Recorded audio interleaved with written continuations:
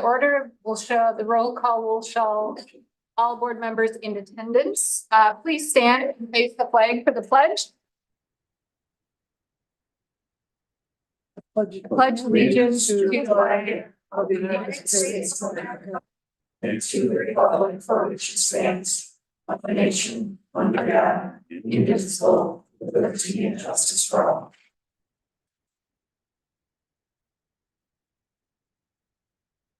All right, item 3, our mission statement. Viroqua Area Schools will nurture excellence, unlock potential, and ignite passion. Item 4, we have our student board report, student activities and academics with Andrew Fassbinder and Jeff Johnson.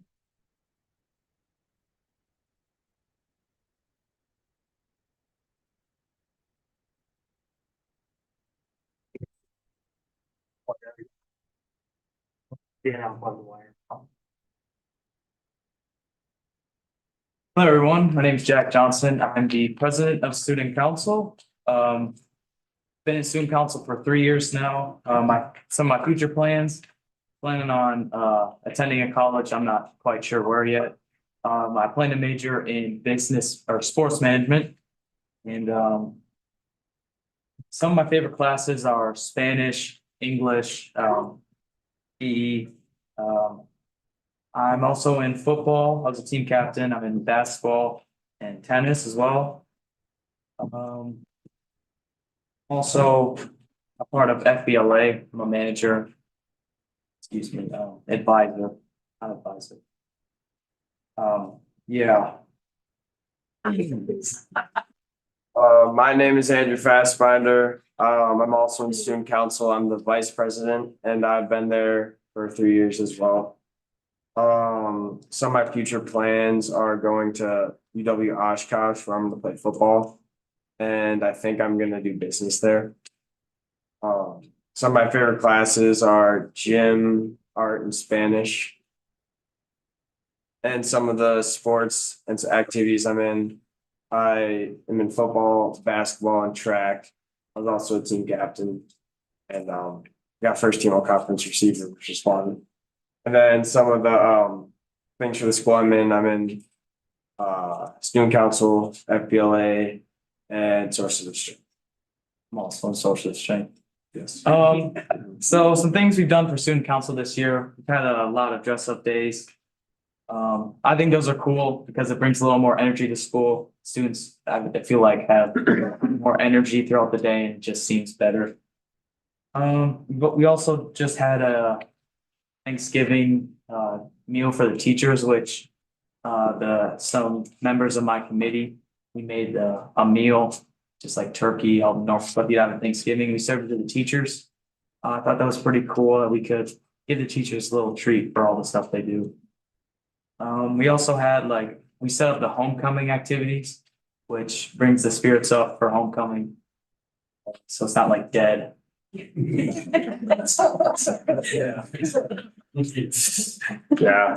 I would also agree that doing things like dress up days and games where you get everybody in the gym makes everybody included and all be a part of something, which is what I feel like we're trying to do. And some of the activities that we have coming up is we have more dress up days this week, and then we have a teacher versus student basketball game where everybody will go to watch in the gym. And then also that day we have the games, which I guess you probably all know about, where you'll play a game in fourth block. Teachers will, or they'll do something in the classroom during that time on Friday. Yeah. Yeah, it's a fun way to end school, going to the break. Yeah. Maybe.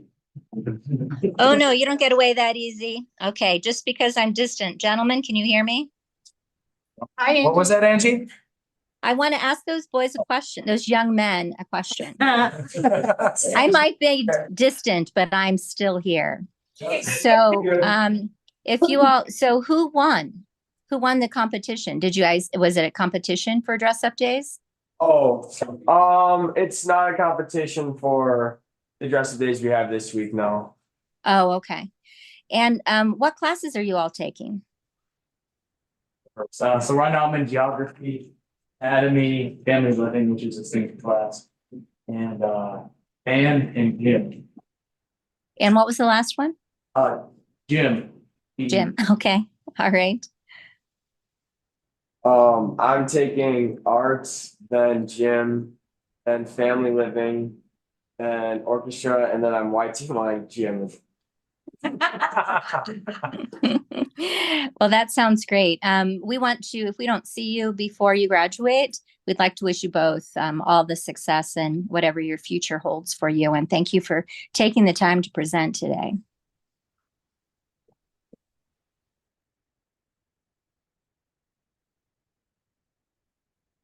Also, if you need to leave for the concert, that is totally up to you if you have plans. Otherwise, welcome to stay and. And Andrew is planning on changing it. Yeah. Yeah. Yeah, I gotta go do that. All right, item 5, spotlight on education esports. My name is Gidget Moore. I'm one of the coaches. Danny Chuck is another coach, and then come some of our team members throughout the school year this year. Jack, you want to come up with us? You can. Text and everything, and that's good. In the fall, we had a high school team. And in the winter now, we've expanded to middle school, and we're just trying to give some equal opportunities. I have a little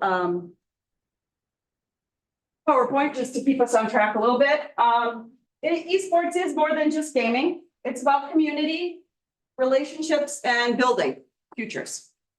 Esports is a new phenomenon. If you're not familiar with it, it is, we're still learning into it and getting to understand all of it, but it is organized sports, but video games. But it is still similar to a traditional sport. There's a lot of stuff that we have to work on. As you can see, we have some excitement sometimes and some anger. It's all right. Similar to WIAA, we have a leading body called the WIHSEA, and that helps us to be competitive to other teams across the state of Wisconsin. We play virtually, so we don't have any expense in terms of travel. Well, I take that back. If we ever make it to state and they've invited us every season, we could possibly travel. Seasonal titles that we play include these are all the possibilities. We haven't played them yet. Smite, Super Smash Brothers, Rocket League, Fortnite, League of Legends, and Valorant. But currently we have played Smash Brothers and Rocket League. So we work on sportsmanship, leadership, communication, teamwork, without the drawbacks of travel, practices, games, and tournaments, or the risk of injury. A little, yeah, that might happen. We actually had a kid convinced he had to go get a physical. It just was fun. We see increased belonging. We see teamwork. We see them creating new relationships across grade levels. I actually had a high school boy come up to me and say, "I'm concerned about that girl. She's a freshman and I'm concerned. She's talking about suicide." And so then I went and talked to her, and she was talking about a character, and she was just going to go literally die purposefully as her character so that she could get through the competition faster. But I was really happy that that high school boy was paying enough attention and cared enough to reach out to somebody to say something. So they are creating those relationships, and that's good. Sorry about that typo there. We are trying to tie esports to career and technical education to attract even more children into school programs. That includes tech ed. If we get farther, we can videotape our own games and play them online and have a person work on PR and all that stuff. But right now, it's our first year. As you can see, we have lots of kids. We play in different places. Sometimes we get the big screen, but today you guys do. Thank you for embracing something new, board members, because I know this is a little different, a little out of the ordinary, but it is becoming more common. So I want to introduce my kids or have them introduce themselves.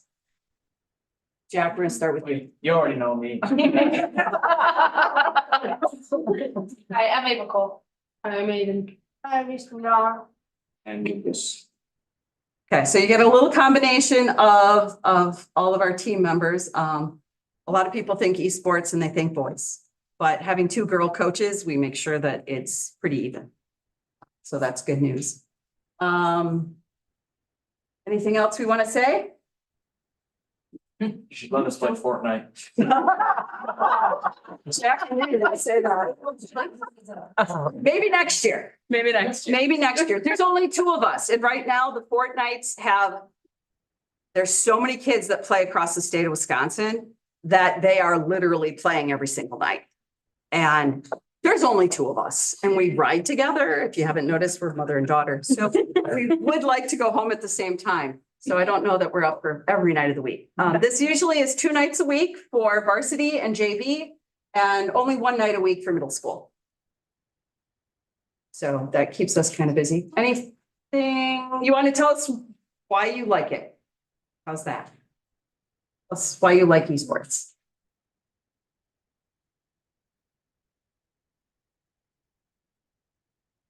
I just wanted to really do it. I usually play games. It's easy to improve like your skill without needing a bunch of equipment to improve it. It's just fun because I get to play with a lot of my friends some days, and then it also just gives me an excuse to play video games at home. And it's the same in the library after school. I just like competing, so like, I just like beating people whenever I can. So, I just love competing. He joined us after football, so he was a late joiner, but we still managed to get him in for a couple of games. Any questions from the board? How many other students do you have in the numbers? We had over 30 to begin with, and then it slimmed down as we took grades and attendance and those things that we're trying to bring up. That's part of the goal. So I've talked to teachers on several occasions about individual students that aren't making it. Mr. Anderson's come in and talked to a few for different reasons. And it's nice to see more than just athletics being a goal. For middle school, we have 12, and it is all we can do. So if you're bored, any Thursday night. Yeah, I was there. I would be the last person. I was there for our first preseason game and it was hectic. I really got into picture mode. So I was running around. I have no idea anything about gaming, so I don't think. All it takes is passwords at middle school. Yeah. Passwords, That was the passwords, main problem passwords. is we If didn't have anything- passwords. Yeah, if anything, the kids know more about the games than we do. Yeah. Good to know. It's just organizing it, doing the paperwork and making sure they can play against other kids. Yeah. And we do coach them as we have more time. But in the beginning, right now, first year, we're just happy to have all of them on board. Is there any conversation about participating in Dungeons and Dragons? That'd be another thing that I could do. Now I'm feeling a little overwhelmed. And I don't think you can see her face, but I can't right see now- anyone's faces. Let me get through the book festival and then more Boba books are done and that we'll get there. There is talk of it. There's an all-day one at the book festival. Encourage kids to go there right now. So, and the public library is trying to get a multi-age. But we're looking for a dungeon master and I don't really want that job. So. Well, that's actually one of the reasons I was asking, because if one of the students could be the dungeon master, a couple of them together, it's really interesting developing all of the different scenarios and how your mind has to work to create and develop those components. I just don't know what the privacy issues are and things like that. I think it's probably best in the public library realm in my opinion, but that's just being an old librarian. I think that's probably the best place for it. Encourage kids to go, but I think it's gives them more freedoms than necessarily a public school setting. So, but great idea. And they're the same kids that you would probably find doing that too. Yeah. All right. Well, thank you for Thank you. taking the time and organizing all of the students. Thank you.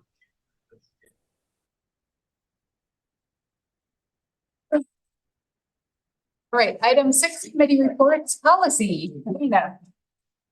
Oh, the policy committee met prior to the meeting, and we reviewed quite a few policies for new policies, revised policies, and some sending policies. So we will review those later on in the meeting for approval. Thank you. Item 7, welcome visitors, public comment. We do have copies of the policy out, and I'm appointing Robert timekeeper. Public comment is limited to 5 minutes. So Robert will be keeping time for us, and I think Beth is going over here. Is somebody accidentally pick it up?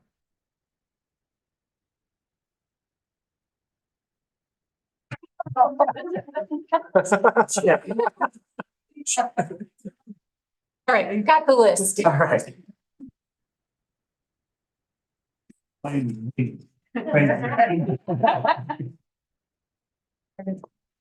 Okay, Sarah Tunks.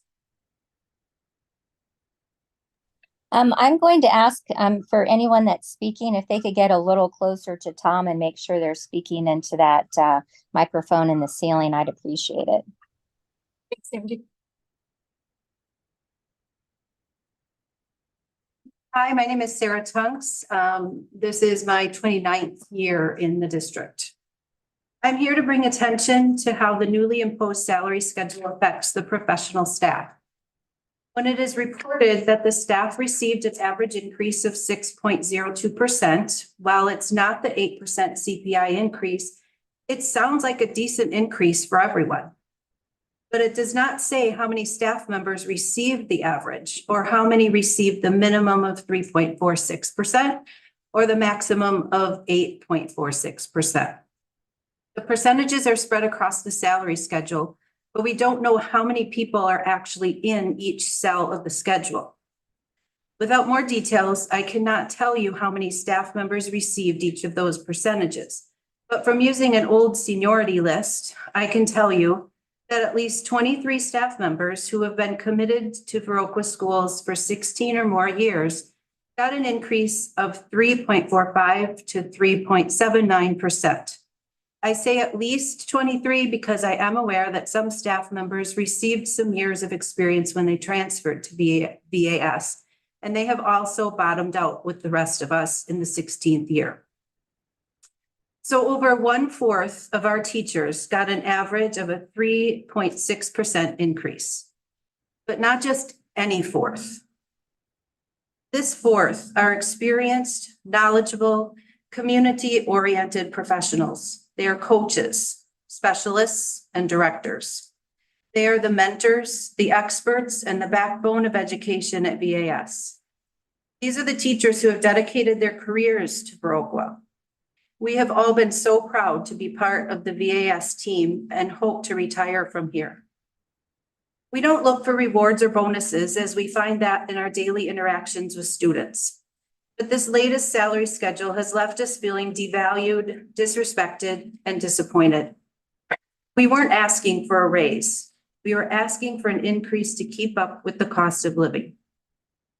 Meanwhile, there were some administrators and supervisors who received a 5 to 10% increase, with most of them having only been here a few years.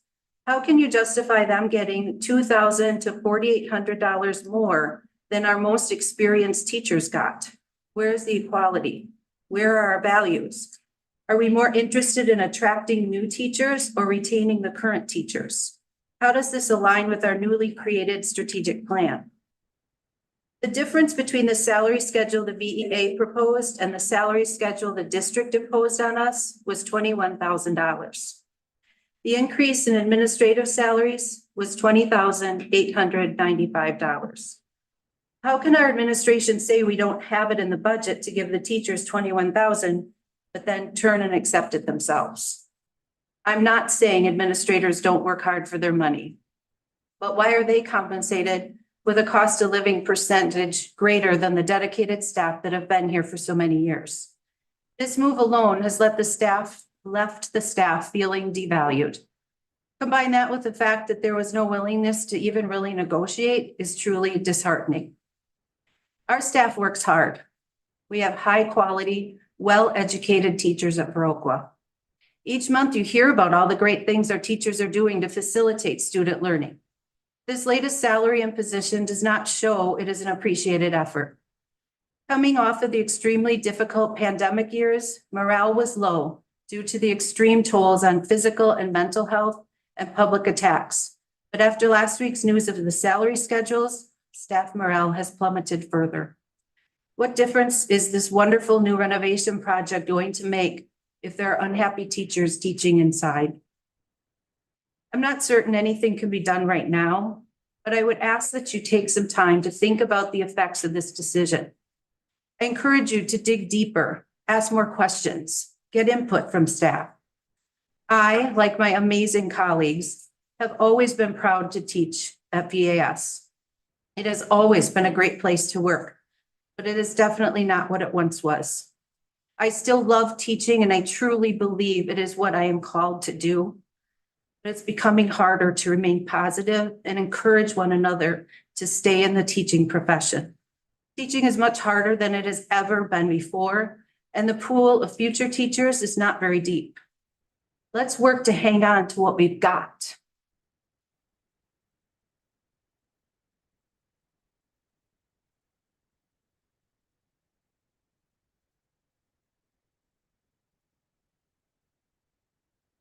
Just a reminder, the board cannot respond or comment on the public comment, but we will listen. Faith Wheat.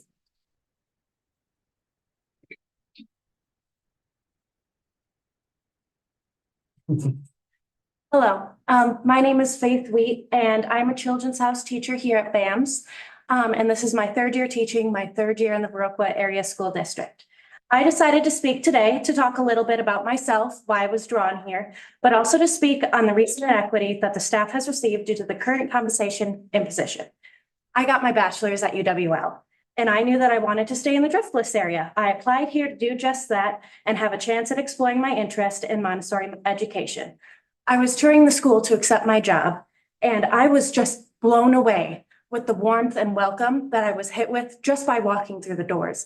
I mean, what district can say that a first-year teacher can walk in, get a housing situation? Thanks, Kathy. And a Montessori certificate and master's program without even signing a piece of paper. I was set, I thought, for life. After seeing the generosity of this district time and time again, I was vastly disappointed with how staff were being fiscally and emotionally treated this year. We signed our contracts last year in good faith that we would be fairly compensated. Negotiations then went on without any word from administration. And then to hear that the district came back with the same figures multiple times and clear intentions not to meet the staff in the middle shook my confidence that my administration had our best interests at heart. Myself and others have gone on to pursue higher education and got very little financial compensation from the district. I paid $3,000 to $4,000 per semester for 2 years out of pocket. And I got $100 to $300 from the school as help. I am grateful for that help and very grateful to receive some compensation, but I was hopeful to see some additional cost covered maybe through pay. In the future, I hope the community can continue to benefit from teachers who pursue higher education while being fairly compensated in some way. I signed up to get the master's program because I knew I'd be a better teacher for it. Therefore, my students would have a better educator, and therefore the community as a whole would be better. What drew me here was the community. What's keeping me here is the staff. The staff helped support me when I didn't have a place to live twice. They gave me the support I needed to feel confident my first year and beyond. Time and time again, when asked for help, it was immediately received. I am lucky to now call so many of these people here my friends. And I'm disheartened to see that the people who continue to make Viroqua our home being treated so unfairly with the decision to impose a figure that is not equitable to all. I am grateful to be receiving a pay increase, but it's difficult to see staff members who have dedicated their life here and have reached all the steps and lanes to get the smallest percentage. A way to make this more equitable is to make sure that pay increases are equally distributed between staff and administration. Everyone's work here matters, and everyone deserves to be paid fairly. We wouldn't want the perception to be that the pay scale favors those in power. I want to continue to give back to this community that has given me so much. I still have hope that in the district's administration and in you, the school board, that you can see all the work and love that the staff has for this community and their students to make more equitable decisions for all involved. Thank you so much for your time.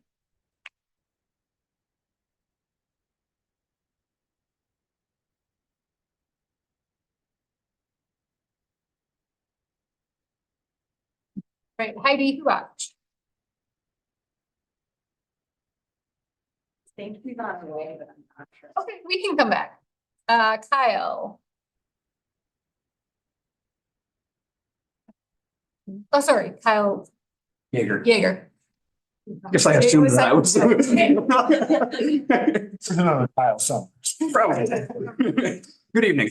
My name is Kyle and I am a community member. My wife and I are young professionals living in Viroqua. I care about the Viroqua schools providing the best possible education for the students in this area. I would like to voice my concern for the future of the Viroqua schools long-term and ask about the plan to make up for the fact that teachers did not receive a raise this year. According to the pay raise schedule that was approved at a previous meeting, teachers received a step and around a 3.5% cost of living adjustment. Inflation last year was around 8%. This means that most teachers maintained their position in relation to last year and did not actually see a pay raise once everything is adjusted for inflation. This means the district is now starting new teachers 4.5% behind where they would have had they started last year. And when you actually adjust the pay scale, the top pay bracket has been removed. As of this morning, when I looked at the home listings in Viroqua, starting homes in Viroqua, which are about 1,000 square feet, are being listed for $190,000. Teachers have already been priced out. A single teacher would not be able to afford a house here in Viroqua.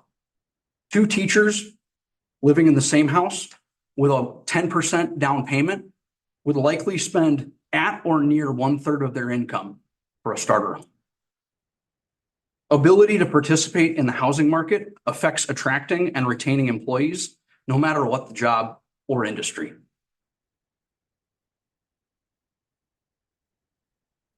Lower starting pay and lower potential earnings make it less likely that teachers will be able to participate in the housing market and will negatively affect attracting and retaining teachers to the Viroqua School District.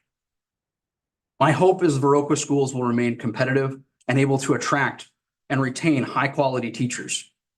How does the district plan to make up in future years for the fact that a step, which should have been a pay raise, was used this year as a cost of living adjustment?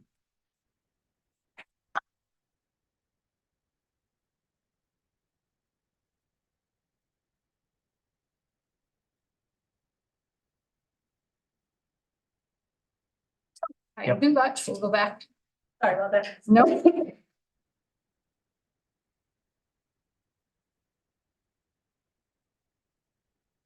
Got on my phone, sorry. Good night, everyone. Hello, everyone. I guess I don't talk at these things very often. But I guess first of all, I would like to say, number one, thanks for the pay increase that we did get. and in the years prior. We appreciate that, no doubt. But when this process started back in May, when the process started back in May, it was continually told to us that we didn't have the money. We didn't have the money to give us that pay increase that we were looking for. And I know the process of negotiations. I understand that entire process. But I guess what I didn't understand was the fact that that money that we are asking for, that we were told that we didn't have the money. What hurt the most as a teacher was the increase that a few people received. And that pay increase that they received covered the 4% for all of us. Even if you could afford to only give us a percent because of cost, completely understand. I would have taken a percent, no big deal, if that was truly the issue. But clearly it wasn't. And I guess that's what hurts the most, that the feeling that comes across me, that I just am not valued as an employee in the district because of that. And with that, I think morale in the district has declined because of that, because of that idea that the money wasn't there, but then all of a sudden it was. And then I just looked at my computer tonight and saw that there is a 5% increase in our deductible for our medical expenses and 20% increase in out-of-pocket costs overall. So that hurt even worse than after that. But I guess that's my spiel and how I felt about it, and what I felt when I initially heard that few select people got that increase that we were clearly asking for on our side and told there was no money for. So thank you for hearing it.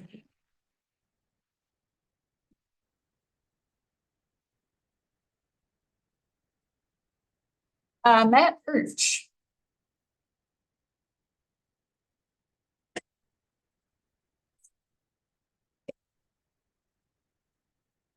I'm Matt Urch, high school history teacher, co-president of Viroqua Education Association. And since it was brought up earlier, also used to be a varsity Dungeons and Dragons player. So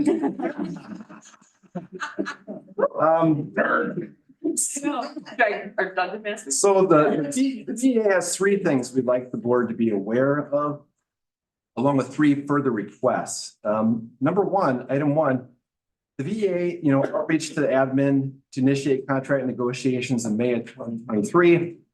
But unfortunately, the process was not started until late August. November 28th, the VEA negotiations team was informed through an email that if we did not accept the district's compensation offer, imposition would be recommended. On receiving this email, we hastily met. And we made the difficult decision to reduce our offer from a 4.3% salary increase to 4%. Figure that would result, because of the way the salary schedule lays out, in an increase that was less than half of inflation for a significant number of the staff, especially the most senior members. We did this as a last attempt because we did not want to be imposed upon, and we wanted to come to a mutually agreeable solution with the district. 2 days later, the board used their power granted by Act 10 to end negotiations and impose that contract on the Viroqua professional teaching staff. We communicated that 4% figure in the same language we had put all previous offers, whether it was the 8%, the 5%, the 4.5%, or the 4.3% respectively. An error was made by administration, and instead of accurately communicating our offer, the figure 4.25% was substituted. First, I really want to point out that we would not have made a counter offer that was 0.05% less than the previous one. But more importantly, we want to make it clear that the board voted to impose this contract on us, considering an offer that we never made. The November 30th special board meeting, announced the day before, was scheduled at the same time as high school parent-teacher conferences. Therefore, some members of the VEA leadership team could not attend the board meeting. Since there was no public comment allowed, the members who were present were unable to point out this error. Mr. Burkhalter was sent a text during the session, and we never received a response. Had the members of the district negotiations team reached out to us to verify our offer before the meeting in that short time period between Tuesday and Thursday, or had the board allowed comment during the meeting, perhaps we could have come to a mutually acceptable agreement. I would not be standing here right now. So request number one is that we're asking for more clear, open, and direct communication from administration and the board during the negotiations process so that a similar issue like this does not arise in the future. Item number two. During negotiations, we were informed that providing teachers a salary increase that would make up for the inflation rate of 8% was unrealistic, even though other public school districts across the states have met this bar. We do fully understand that the district does not have unlimited funds, and that is part of the reason we repeatedly lowered our offers.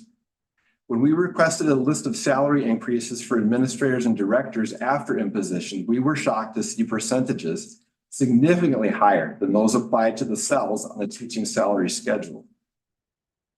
It seems perhaps that the district chose to prioritize administrator compensation. Under the VEA's actual final proposal, the most experienced and educated teachers in the district would have received a 3.64% salary increase. Please look at table 1 on the handout I just handed out. On that table, it shows that this 3.64% increase had also been applied to the 5 director and administrator salaries listed in the table who received 5 to 10% increases. It would have freed up about $17,384. This amount would have nearly covered the $20,000 gap between the district's final offer and the VEA's actual offer. Additionally, the district received $50,000 in increased unanticipated SAGE funding that would have more than covered the gap. 1.5 minutes. Request number 2, we do not feel we are appreciated as partners given the contract was imposed when the difference between our respective offers was about 0.1% of the entire school budget. We're asking the board to consider the impact on teacher morale. Item number 3, I would like to draw your attention to table 2 on your handout. Note that the salaries of top administrators in the district have kept up with or exceeded inflation since 2018, whereas the salaries for teachers have not. This is illustrated by the salary growth for a teacher who has served the district for more than 37 years. And okay, thank you.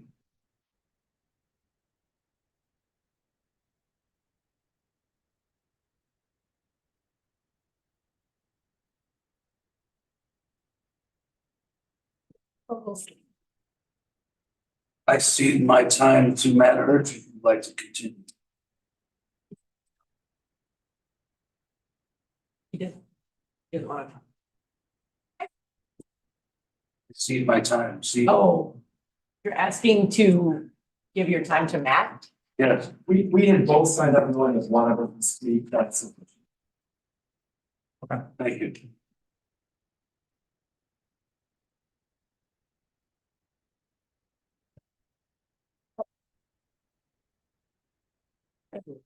Okay, thanks everyone for public comment.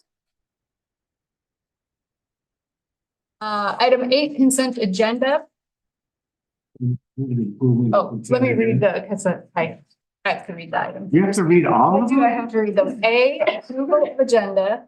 B, proof of public notice. C, November meeting minutes. D, voucher summary 1 in the amount of $254,692.13. Item E, retirements, resignations, none. Item F, appointments, none. Item G, policy updates. New 6236 Community Services Fund, Fund 80, 8700 Nursing Mothers. Ayes 0142.1 Electoral Process, 0144.3 Conflict of Interest, 1630.01/3430.01/4430.01 Family and Medical Leave of Absence, FMLA. 5113 Open Enrollment Program Interdistrict, 5200 Attendance, 5215 Missing and Absent Children, 6151 returned/outstanding scale checks. 7440.01 video surveillance and electronic monitoring. 8146 notification of education options. 8420 school safety. 8500 food services. 8531 free and reduced price meals. And rescind 4430.05 nursing mothers. Consent agenda. Second. All in favor, vote by saying aye. Aye. Aye. Aye. Motion passes. Item 9, action for voucher summary 2. These are expenses related to health insurance. Approve voucher summary 2 in the amount of $308,810.12. Second. All in favor, vote by saying aye. Aye. Abstain? I abstain. Thank you. Thanks, Angie. Motion passes. Item 10, information and discussion, Donald and Marilyn Assen and Gretchen at, is it Assen or Assen? So that's a great question. Assen. Assen, okay, Memorial all right. Scholars. It's like 2 days, yes. Okay. Yeah, so those are our scholarships that are given by the Donald and Maryland family, as well as the Gretchen Assen Parker. Those are in that memorial scholarship. Essentially, they've created 3 $4,000 scholarships totaling $12,000 for 2024 only. And are going to provide to VHS graduates who are attending a technical college or a 4-year university in the following majors: agribusiness, bookkeeping, accounting, or early childhood special education programs. And so we thank that family greatly for that awesome scholarship.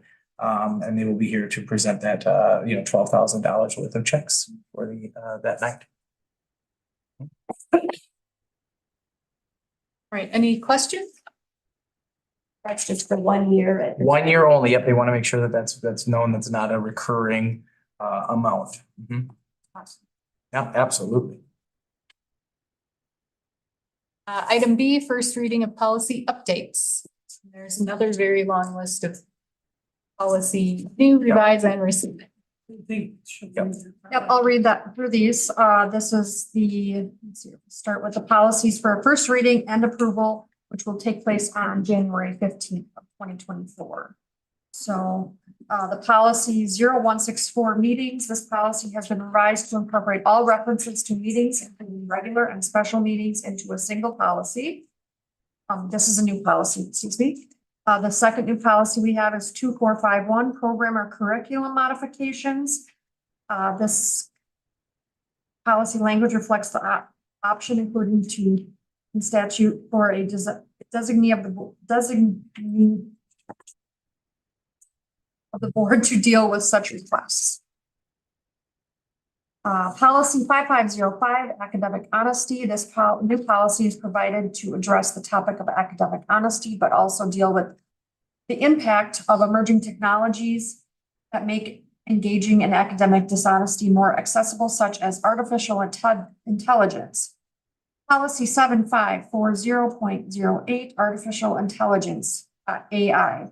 This new policy is intended to address the potential impact of artificial intelligence, AI, in multiple districts' contexts as cross-referenced in the policy.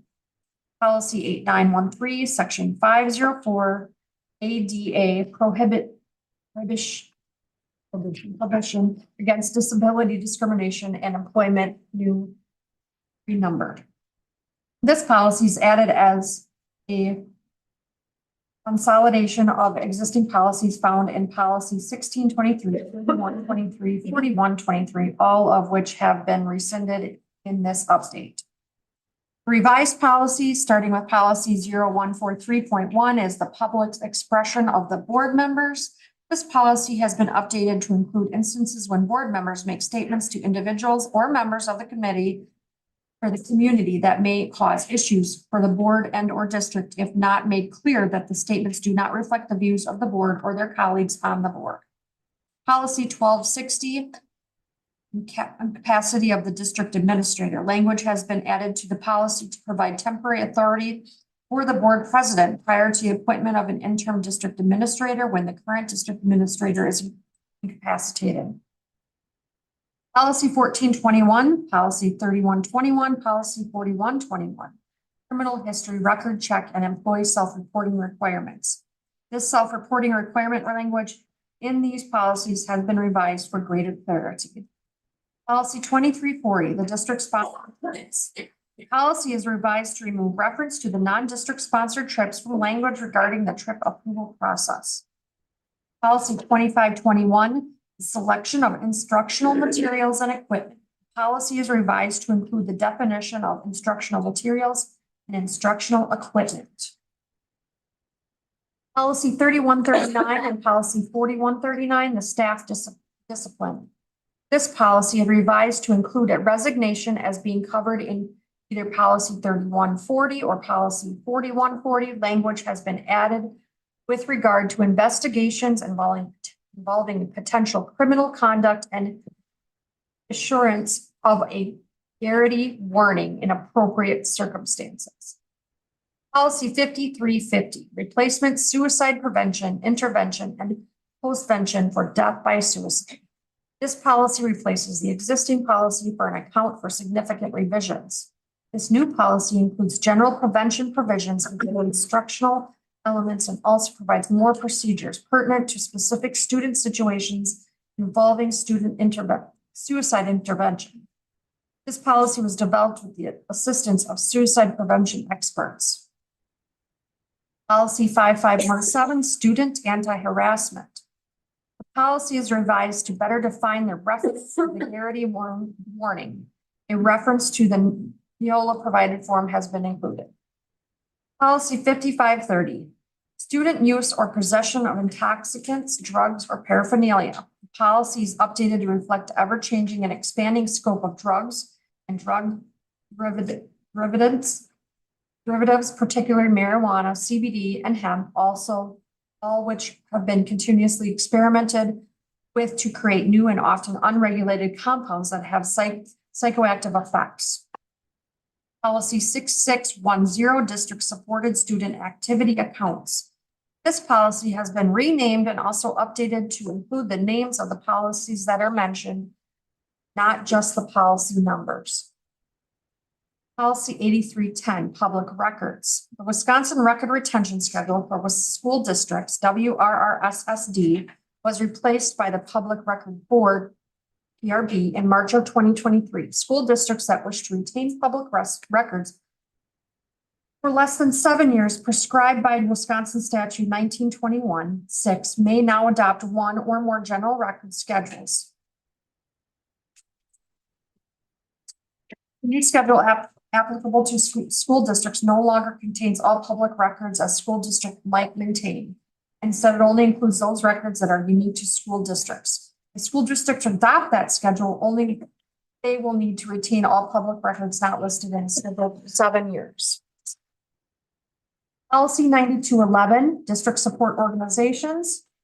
Policy is revised to add an option to include a requirement that any organization described in this policy requires advance permission to use any of its district's identifying logos, names, and if applicable, slogans and taglines used by the district or one of the schools in the district. Rescinding policy.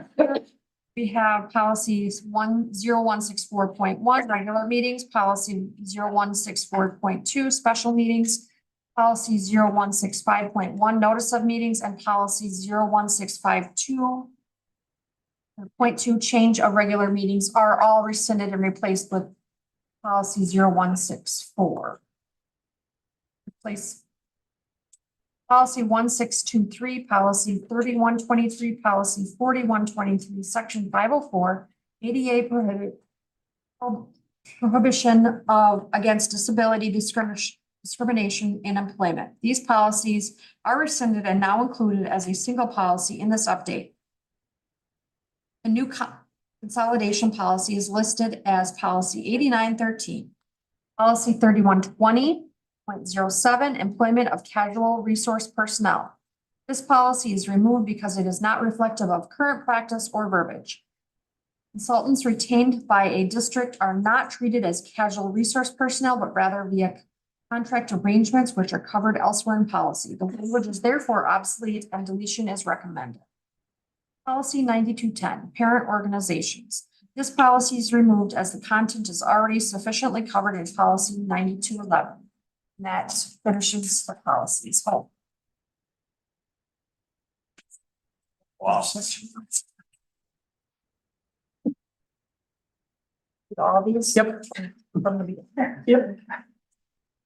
Policies for. So these are the policies that we approved tonight. Yes. Okay, so these were only consented. Yes. Okay, so now we will need to do so the new policies, policy 6236, Community Service Fund, Fund 80.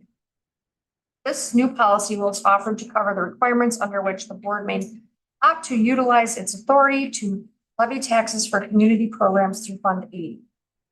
Policy 8700, Nursing Mothers, the Providing Urgent Maternal Protections for Nursing Mothers Act, PUMP Act, expands the right afforded nursing mothers that was previously provided to non-exempt employees to cover all employees. Neola is providing a combined policy to cover all employee groups to replace the current nursing policy. Policy 4430.05. For revising policy 0142.1, electoral process. This policy has been updated to clarify the requirements for a qualified elector to file a declaration of candidacy as well as the requirements for incumbents seeking re-election.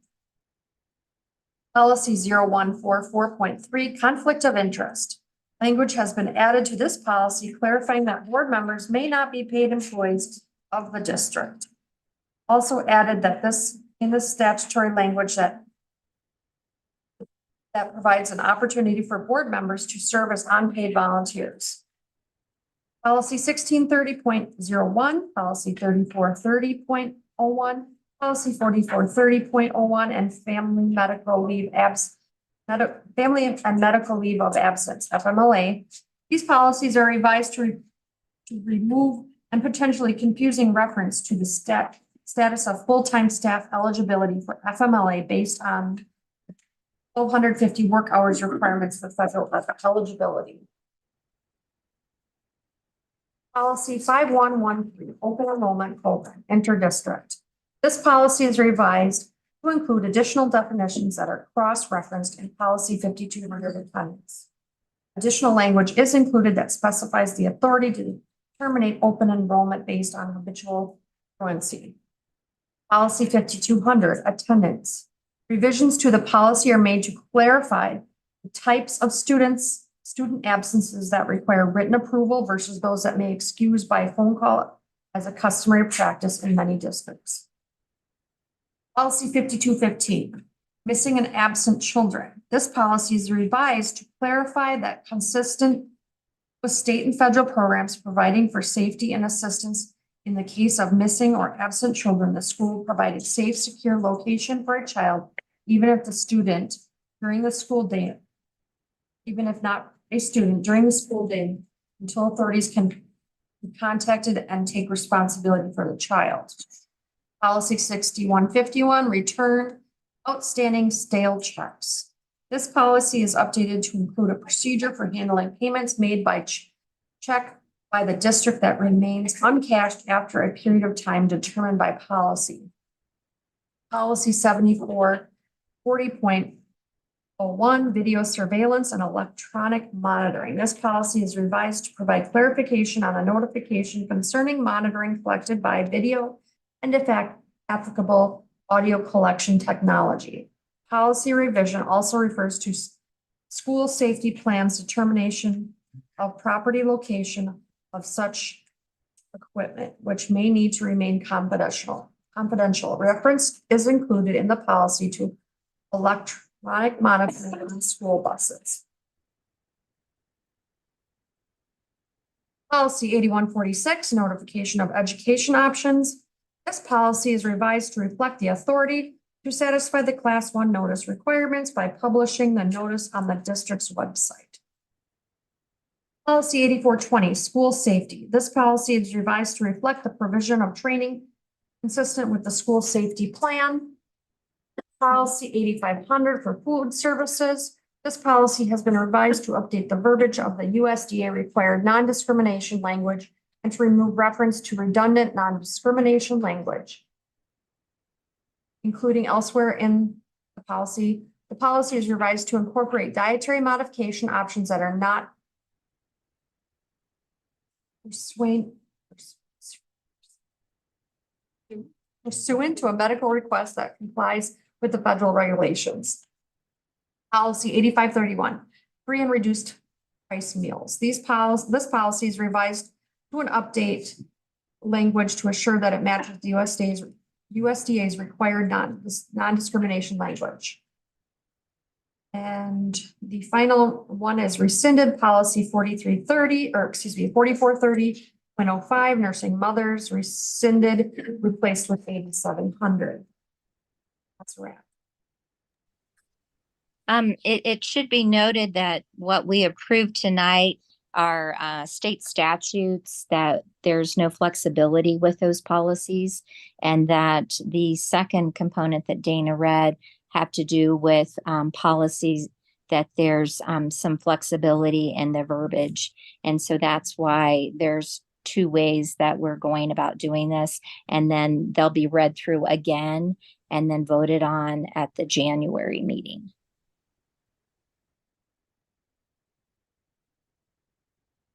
Item C, donations over $250.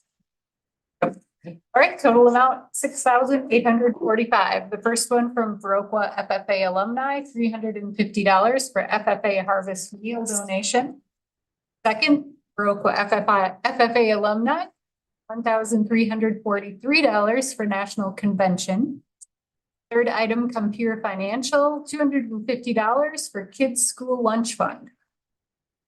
Next item, People's State Bank, $902 for winter clothes drive. And the final item, the Lebacken family, $4,000 for Kimball Small Grand Piano. So thank you to all of those people and organizations for their support. Item D, District Administrator with facility update and legislative linkage updates. Yeah, so facility update, you may have noticed some changes around campus. So there is a Myron construction trailer on the what would be northwest corner of the elementary school. That was the place that we thought that would be most out of the way for a long-term project like this one. We did have a meeting earlier or last week to have Myron and HSR essentially roll out phase 1 to the staff. However, we have very few days in December that we were not double booked. So we did make that a voluntary meeting. We're still working on the summary to the rest of the staff. But we got 40-ish people show up for that and had good dialogue with the members of Myron and HSR that were present. So those that were present were the superintendent of the project and then 2 of the project leads, as well as Trent from the architect firm HSR. And so we're able to essentially lay out a little bit on traffic patterns and flowing different things. And we were able to work through, we do have one thing we're still trying to work through prior to that going over. That's the students that travel in between the 2 buildings. It's going to be very difficult once they start on the tech ed wing to have a safe travel pattern in between. Right now, it's the safest it's been in many years with our barriers up and not allowing that cross traffic. And so that's awesome. And in the end, that can be really good again. But during the project, they need to have essentially that whole way in between the buildings not have traffic. And so we're looking at coming up and coming through the cafeteria way so as not to cross through construction traffic. And that's going to result in more planning on that one. So we were working with Deb Clark, who does lead the students over there in between after school. Most before school are dropped off by parents, and so they're walked over or sent over if they're old enough. But the after school route is one that is going to be one we need to spend some time on. And so trying to find the best route for that with crossing over traffic the least amount of times to make that as safe as possible. So yeah, they are working in the district office. Our maintenance crew was working today on removing the final pieces from all of the walls. So all of the electronics are out of there now. Everything is taken out so that in a couple weeks they can start with the demolition portion of that project. Most of the walls in the district office are the metal stud walls with drywall. So it is not as crazy as trying to go through, block walls. So they're going to start over there and think that they can minimize the disruption as much as possible over there, as we have, as in district office, already moved over into our temporary homes over in this building. Any questions, comments, concerns about the facilities and the project itself? Numbers continue to look good. Right now, we are working on trying to make sure we have everything covered, which is looking like every optional piece that was presented to you will be able to be covered in that original number. And so that's really exciting. And so we'll continue to update you as we go. One of the great parts about working in this fashion is that Myron gives us a guaranteed maximum price that essentially we do have a contingency, but if it is to that point where something catastrophic were to happen to that budget, the district is not on the hook for any major overage over the agreed upon amount, which is outstanding. So it gives us some comfort in that for sure. Legislative linkage update. So last week, Wednesday, is that right? Or 2 weeks ago now. Anyway, the first Wednesday of the month, we had our legislative linkage, and our legislative linkage is a yearly event. So it would have been on the 6th, where we invite all elected officials to come into the district and have a pretty open conversation and discussion. So that's all of our city elected officials, our county elected officials, state and federal elected officials. We had 15 elected officials that decided to come and have a great evening for a couple of hours. And the goal of that is not the typical one when we get elected officials together where we say, hey, you've wronged us, you screwed us in this budget, all of these things. In this conversation, it's really a conversation of what's happening in the district. How can we highlight what's happening in the district? And then how can we partner to solve some of your constituents' community issues? And so it really is a conversation of about 15 minutes of some district highlights. And then the rest of the conversation is the elected officials ranking what they feel is the biggest concerns that they're facing for the people that they represent, and then talking about ways that the district can partner with them or other local agencies or institutions to try to combat some of those issues. So it's really a conversation about we are worth the investment, here's why, not the other way around. So any questions about the legislative linkage? Next one is scheduled for August. December of 2024. We talked about changing that to see if we can get more, but the majority of them believe that that's actually the best time gearing up for our next budget cycle at the state level. And so that's when they actually requested that so that we can provide direct input to them in that budget process in December. So it was a great, it was it's the second annual one we've done. And I think we've had two very productive conversations and meetings. I'd like to thank Tom and Beth for organizing it and for all of the people that attended. It really is a marvelous way of collaborating and a cross section of local politics, state politics, and federal politics as far as K-12 education and what's going on those levels and what we're doing and what our needs are, as well as legislatively the direction that they're going and why they're going in that direction. And it's really a wonderful opportunity to have face-to-face conversations, and it's very well attended. So thank you all for organizing that experience. Any other questions, comments, concerns about the legislative linkage? All right. All right, administrator reports, winter co-curriculars, Jason. Yeah, so Dan was gonna come today, but unfortunately couldn't make it. So I told him I'd report and then we'll try to get him back in January. He did share with me, the participation numbers we have this winter. And if you include the, I think 6 or 7 WIA sports and include the powerlifting club, we actually are actually the same number of participants this year that we had last year. So we've had some that have gone up, some that have gone a little bit down. But overall, we are at the exact same number. As expected, we have no lower numbers in our co-ops, which is why we have co-ops with those sports. And higher numbers in our sports that we are standalone. So the kids have gotten off to everything's in full swing at this point.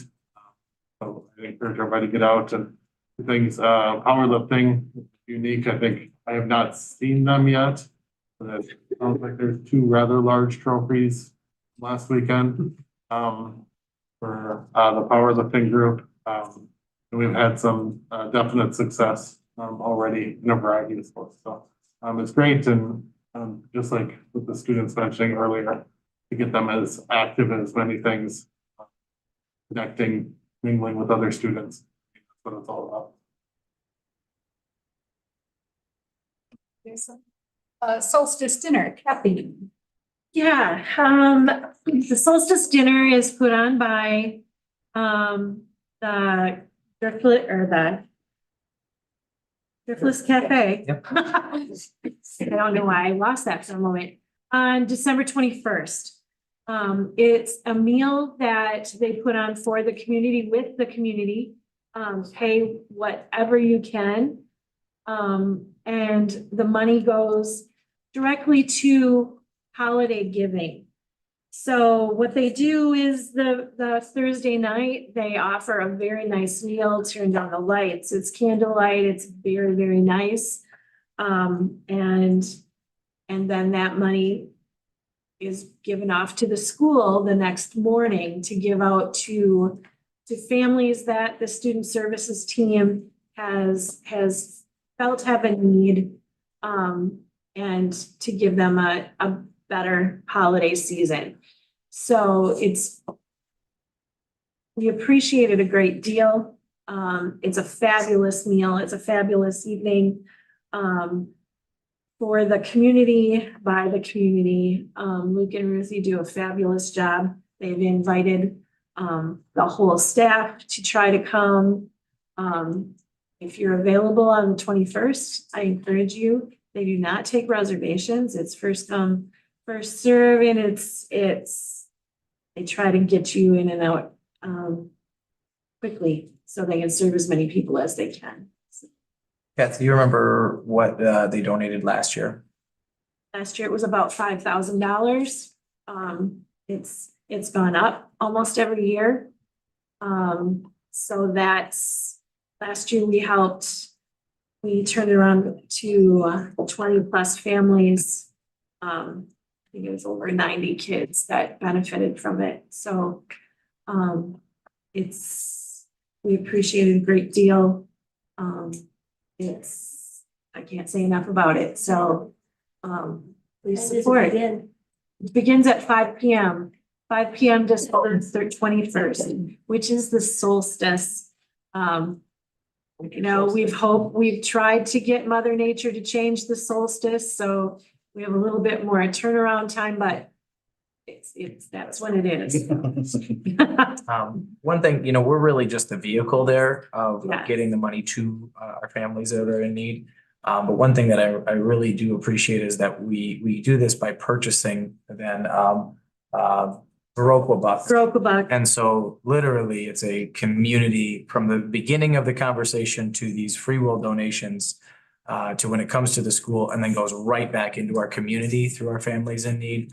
It's truly just a cycle of local supporting one another. And it's really, it's absolutely awesome to see and to be a part of. I'm asking Dallas first. Location.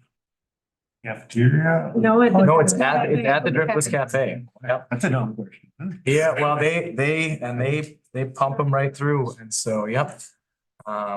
So yeah, it's and then again, yep, that free will donation is pretty awesome. So it's a great experience and a great opportunity for So our students. thank you to Luke and Rick who have started that.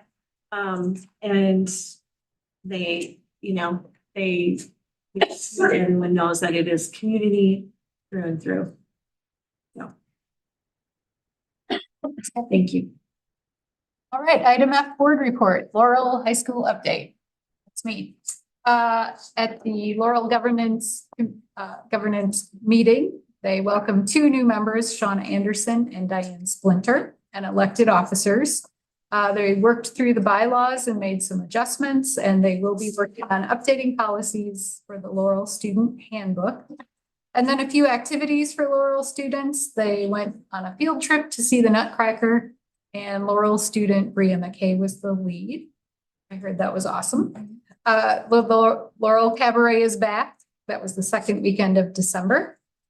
Student led, directed, and produced. And also the student newsletter in November was student led and produced.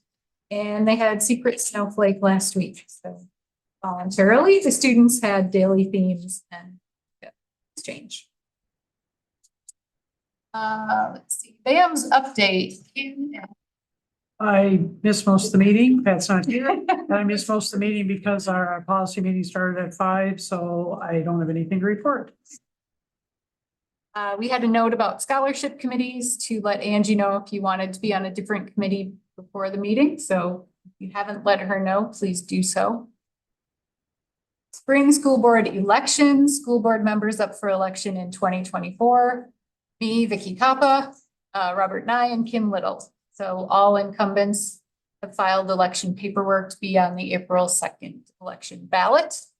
Tuesday, January 2nd, 2024 at 5 p.m. is the deadline for potential candidates to file a declaration of candidacy and registration statement in order to qualify for the spring election ballot. So there are links to the paperwork on the school board election info page, and paper copies are available in the district office. WASB resolutions. So please review the admin recommendations. Board will vote on these at the January meeting to give our WASB recommendation some direction when voting at the WASB convention. Speaking of the convention, 2024 WASB convention, January 17th through 19th, 2024 in Milwaukee. Angie, Dana, Matt, Marina, Mike, and Tom are planning to attend, which means Robert, Kim, and I are not. WASB legislative update.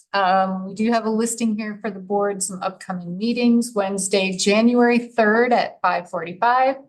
Board workshop for strategic planning, board calendar, and a closed session for the district administrator's evaluation, which, thank you, Beth, that is due Friday.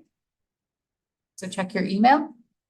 Monday, January 15th, 6 o'clock, board workshop, board evaluation tool, and 7 o'clock regular meeting. Make a motion to adjourn. Second. All in favor, vote by saying aye. Aye. Aye. Aye. Happy and healthy 2024 to everyone. Thank you for allowing me to attend virtually. Thank you, Angie. Adjourning at 7:19.